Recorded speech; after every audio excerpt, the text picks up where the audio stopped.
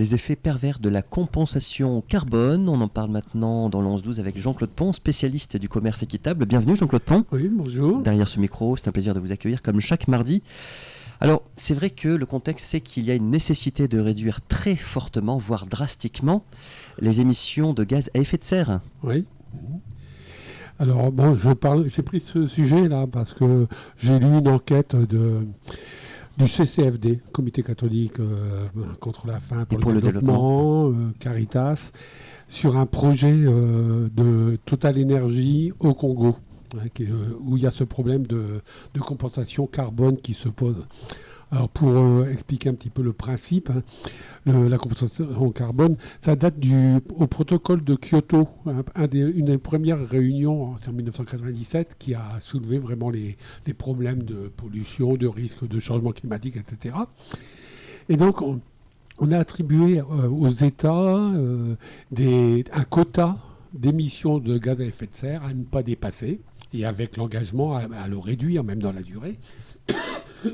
Et ces quotas aussi ont été redistribués aux industriels. Ils avaient un nombre de tonnes on parle souvent en tonnes de CO2, mais aussi plus généralement de gaz à effet de serre à émettre. Et ils étaient pénalisés s'ils dépassaient ce quota. Alors ça peut être des amendes. Ou alors a été institué le système de compensation. C'est-à-dire que pour compenser les dépassements, une entreprise, on va parler surtout des grosses entreprises, du gaz, de l'électricité, du pétrole qui polluent beaucoup, elles pouvaient compenser, alors par exemple en menant des projets de reforestation, c'est souvent le cas, de dire on va reforester, les arbres vont absorber du carbone, ça va compenser nos émissions, ou alors on va racheter des crédits carbone à d'autres entreprises ou à d'autres pays qui, eux, ont été très vertueux et n'ont pas dépassé tous leurs quotas. Donc, ils peuvent revendre leur bonus.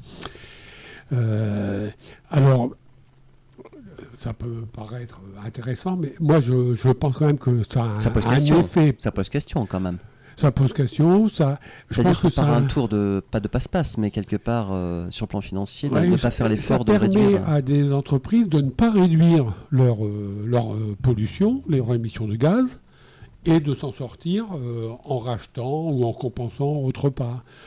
Ça n'incite pas fortement à réduire les émissions, et c'est ce qu'il faudrait vraiment réduire.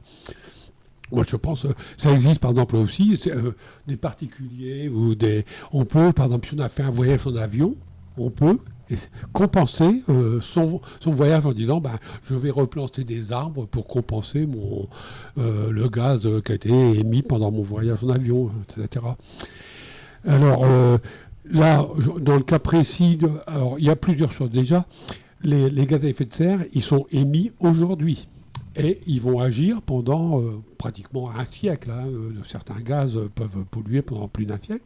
Parce qu'ils sont donc quelque part ces gaz. Ils sont montés dans l'atmosphère. Oui. Et donc l'incidence de l'envoi de ces gaz à effet de serre est longue dans le temps. Oui, pratiquement on peut dire une centaine d'années. Alors que les arbres qui vont être plantés aujourd'hui ne vont vraiment absorber du carbone que quand ils vont avoir atteint un certain stade.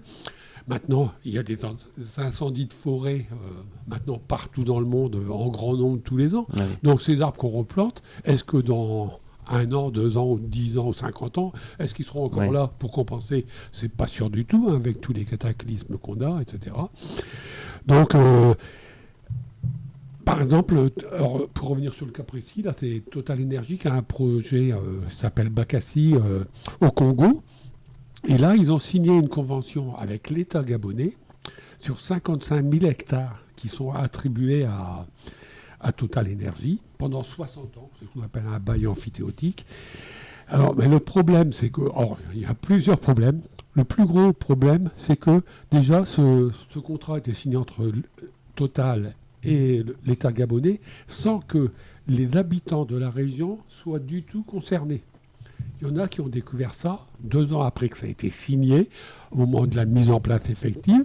Par exemple, certains se sont retrouvés un matin, on leur a interdit l'accès à leur champ. Ils n'avaient jamais été au courant qu'il y avait un projet tel. les compensations ont été minimes. On parle de l'ordre de moins de 2 euros l'hectare pour compenser des expropriations. Donc il y a un non-respect du droit qui est flagrant là. Oui, bien C'est-à-dire que sûr. les personnes, les responsables, enfin les terriens, les propriétaires, se trouvent devant le fait accompli. Devant le fait accompli, D'accord. c'est sûr. Alors toujours, le problème, c'est que ça a été signé avec un État. Donc, à la limite, l'industriel peut dire, mais moi, je suis dans l'élément, j'ai signé avec un État. Mais il y a quand même contradiction. Par exemple, pour revenir sur un texte que j'ai souvent cité ici, c'est le devoir de vigilance des multinationales. Depuis, surtout en France, c'est en 2017 que ça a été voté. Donc depuis 6 ans, les grosses entreprises, sont responsables des nuisances qu'elles causent directement, elles, ou leurs sous-traitants, dans les pays du Sud, par exemple, là où elles sont implantées, là où elles ont des activités. Et elles doivent avoir un plan de prévention, élaborer un plan de prévention qui doit être approuvé. Et dans ce plan de prévention, c'est de faire une étude climatique, la nature et aussi sociale pour voir l'impact de leur activité dans ces pays du Sud, par exemple. Donc là, par exemple, c'est cette concertation, cette étude des nuisances au niveau social, parce que tous les paysans qui habitaient là, donc on leur a pris leurs terres agricoles, l'accès à des forêts pour aussi la cueillette, la chasse, les plantes aromatiques, enfin les plantes médicinales, tout ça c'est interdit d'accès ou très très réglementé. La pêche, puisqu'il y a des plans d'eau qui sont dans les 55 000 hectares, ça recouvre beaucoup de choses différentes. Donc ils ont perdu beaucoup de ressources, de façon de se nourrir, de gagner de l'argent, de se soigner, etc., sans jamais avoir été prévenus. Les indemnités sont donc, je vous dis, très très faibles. Il y avait des projets soi-disant de créer des emplois, mais en réalité, il y a eu peu d'emplois créés. En plus, pour signer un contrat de travail, quand les emplois ont été signés, il n'y a pas eu possibilité de signer des contrats de travail parce que les travailleurs n'avaient pas de papier d'identité, n'avaient pas de papier en règle dans ces pays. Ensuite, Vous pensez que c'est un système qui est organisé, ça? C'est-à-dire que ça profite ça y ressemble beaucoup. Ça y ressemble beaucoup. Ça intéresse la société pétrolière et ça intéresse toujours l'État parce qu'il y a des retombées. Lui, l'État va y gagner. Il va y avoir des taxes, des impôts qui vont être versés.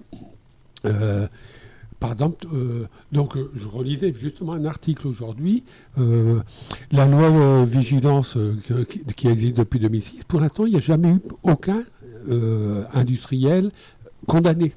Il y a eu quelques procès qui ont été lancés, dont un contre Total, mais qui a été stoppé. Et aujourd'hui, en ce moment, les ONG font appel pour relancer ce procès, pour essayer d'aboutir. Mais si dans le projet du Congo dont je parle, là, le temps qu'on lance un appel devant le tribunal, que le dossier soit instruit, etc., ça va mettre des années. Si Total est condamné, il fera appel. Et puis dans combien de temps les gens seront indemnisés, c'est vraiment très, très incertain. Alors, on attend aussi que l'Europe prenne une loi devoir de vigilance qui serait plus coercitive que le projet français. Eh bien, écoutez, merci beaucoup Jean-Claude Plon, Merci. spécialiste du commerce équitable, comme on peut l'entendre. Merci pour cette sonnette d'alarme que vous tirez, pour ce focus sur ces effets pervers de la compensation carbone. On se retrouve mardi prochain, si vous le voulez bien. Oui, Derrière ce merci. micro, belle semaine à vous, Jean-Claude. À vous aussi.